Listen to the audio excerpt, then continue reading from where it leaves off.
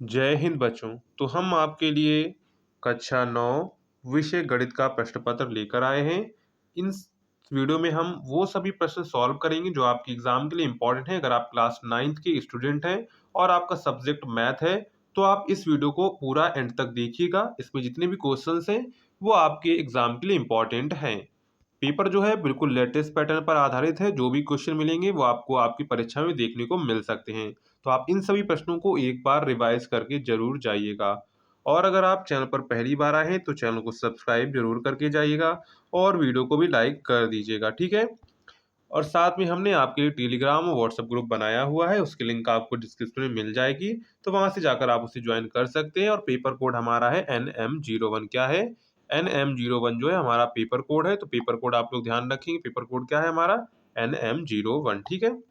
तो यहाँ पर चलते हैं। सबसे पहला हमारा क्वेश्चन आता है 36/100 का दशमलव प्रसार है। क्या है? 36/100 का दशमलव प्रसार है। अशांत आवर्ती, शांत, अशांत अनावर्ती, इनमें से कोई नहीं। तो यहाँ पर 36/100 का दशमलव प्रसार क्या है? शांत है। क्या है? शांत है। देखो कैसे पहचानते? बटे में अगर 2 की पावर n इंटू 5 की पावर m के रूप का बन रहा है तो जो है दशमलव प्रसार हमेशा शांत होगा। जो कि हमारा 100 में बन रहा है। क्या है?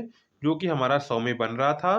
तो यहाँ पर राइट आंसर आपका क्या हो जाएगा? तो राइट आंसर यहाँ पर हो जाएगा शांत। क्या हो जाएगा? शांत।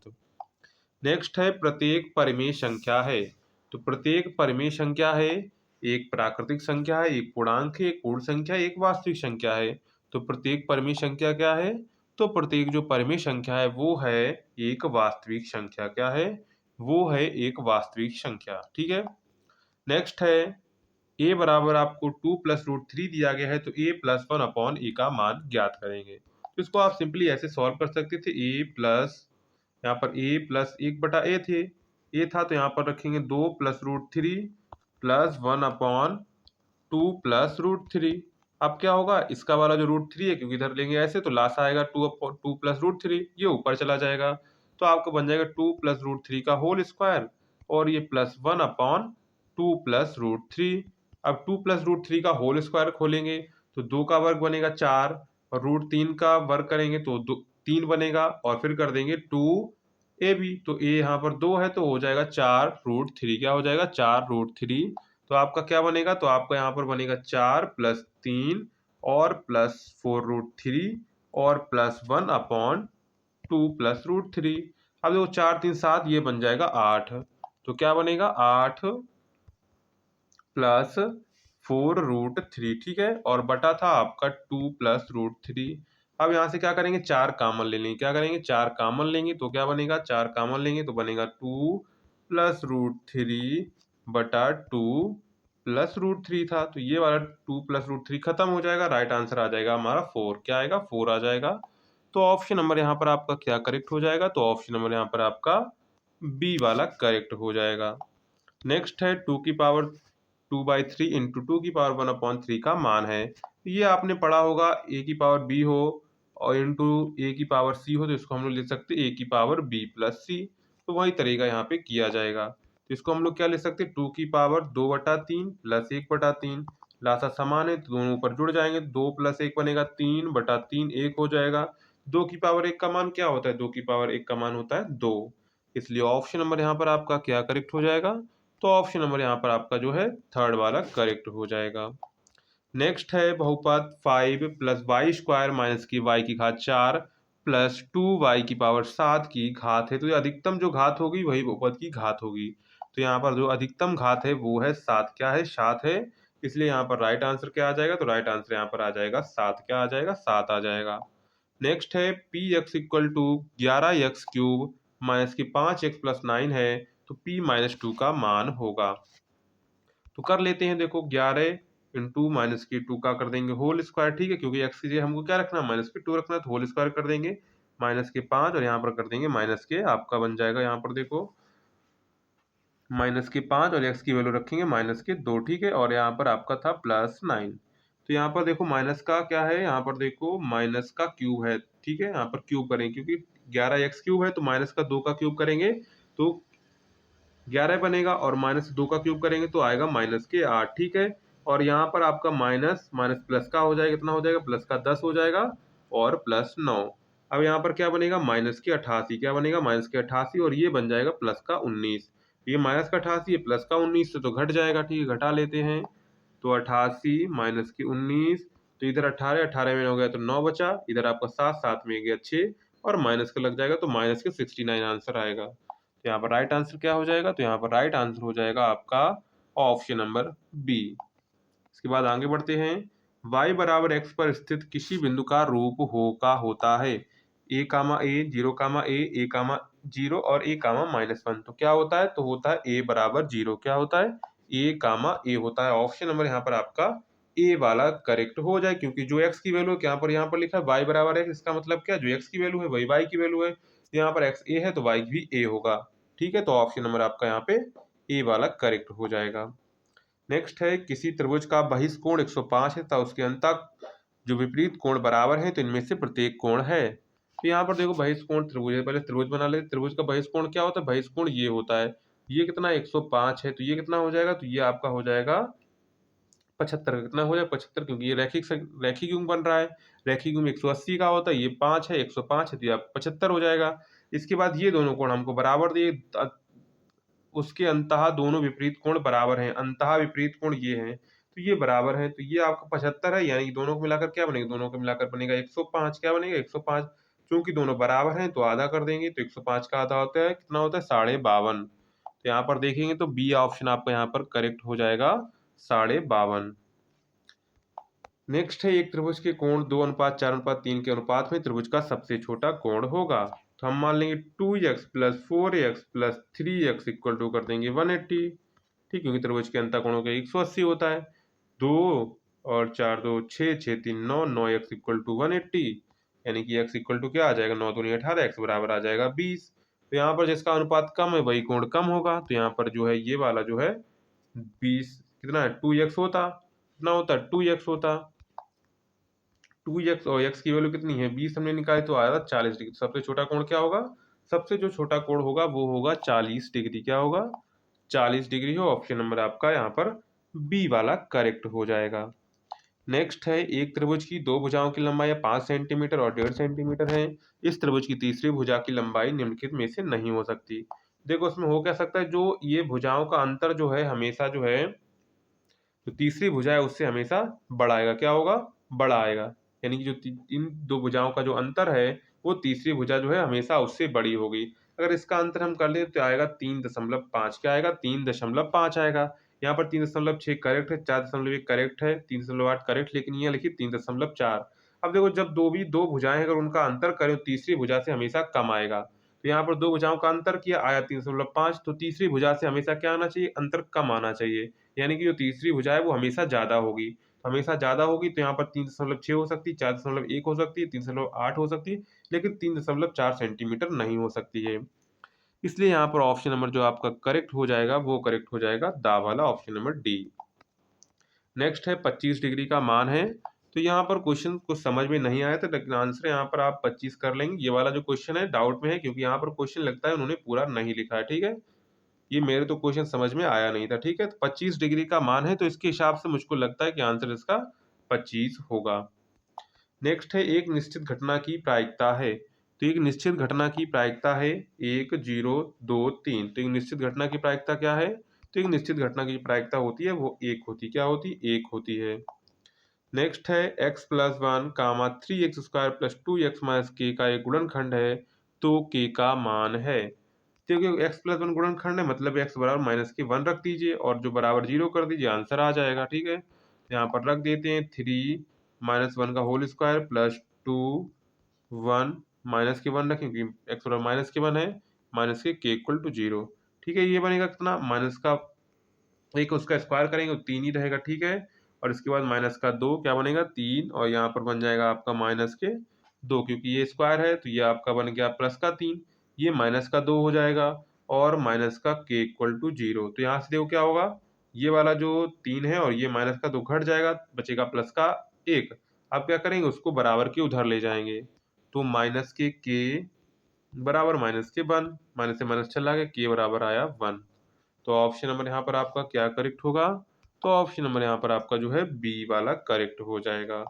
नेक्स्ट है 9 सेंटीमीटर भुजा वाले एक घन सेंटीमीटर से कितने घन प्राप्त होंगे। तो 729 घन प्राप्त होंगे। कितने घन प्राप्त होंगे? 729 घन प्राप्त होंगे। नेक्स्ट है यदि किसी शंकु की त्रिज्या 4 सेंटीमीटर तथा त्रिज्या की ऊंचाई 5 सेंटीमीटर है तो इसका आयतन होगा। तो इसका आयतन कितना होगा? तो इसका आयतन होगा 16 पाई सेंटीमीटर क्यूब। क्या होगा? 16 पाई सेंटीमीटर क्यूब। नेक्स्ट है समबाहु त्रिभुज का प्रत्येक कोण होता है। तो समबाहु त्रिभुज का प्रत्येक कोण होता है 45, 60, 90, 120।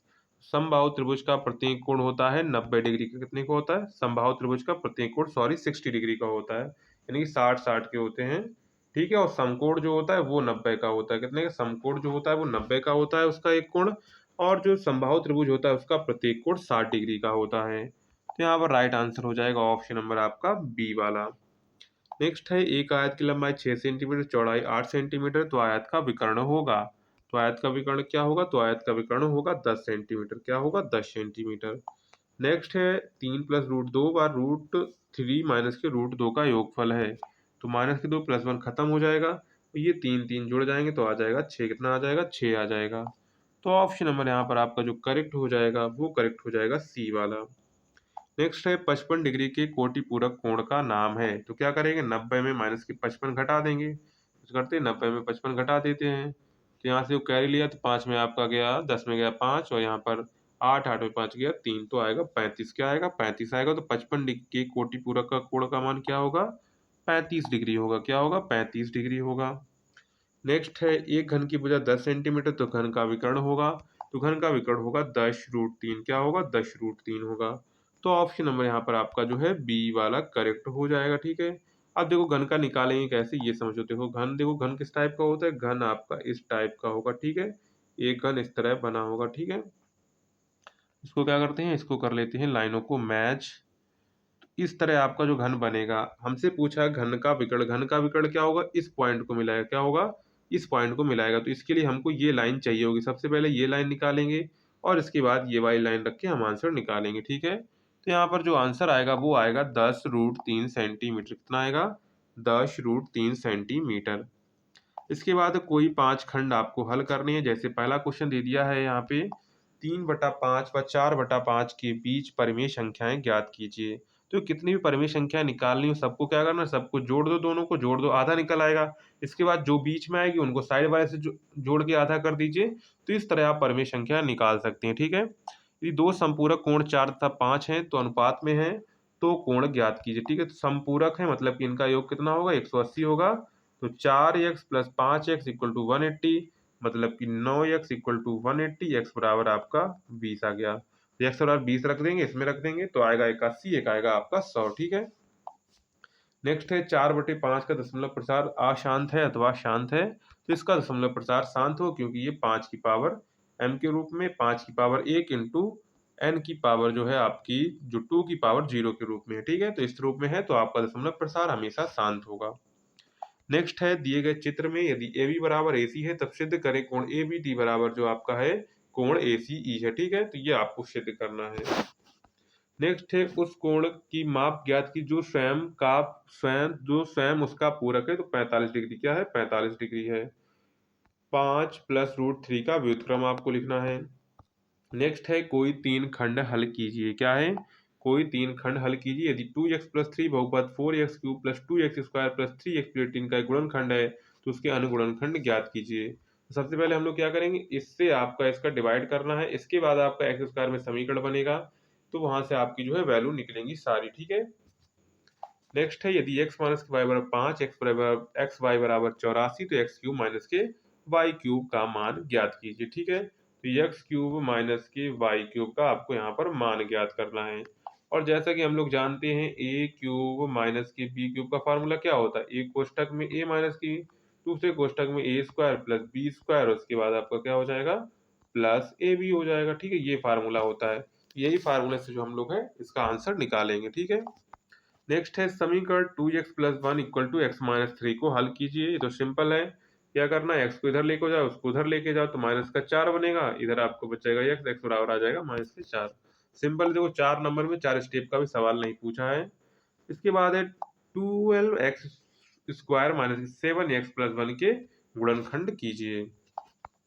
इसके बाद है क्वेश्चन नंबर थर्ड, कोई तीन खंड हल कीजिए। उस त्रिभुज का क्षेत्रफल ज्ञात की जिसकी भुजाओं की लंबाई 13 सेंटीमीटर, 14 सेंटीमीटर व 15 सेंटीमीटर है। तो यहाँ पर आपका हीरोन का सूत्र लगेगा।